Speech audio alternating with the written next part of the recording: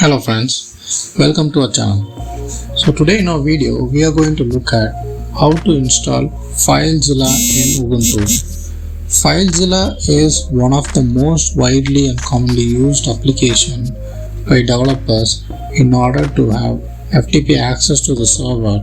So using FileZilla you can transfer files from your local machine to the server and from server to your local machine. So on your Ubuntu, just go to the Ubuntu software application, open up the Ubuntu software and you can just search for FileZilla.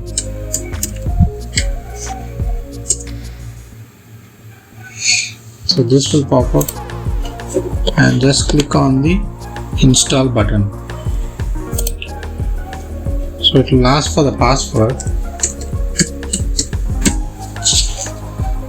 Once you authenticate, it will start downloading and install. So now the FileZilla software is installed. We can open it up.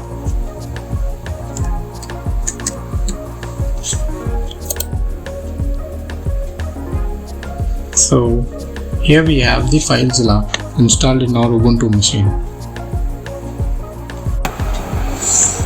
So that's all about installing FileZilla in Ubuntu. Hope you liked this video. See you on the next video. Thank you and bye bye.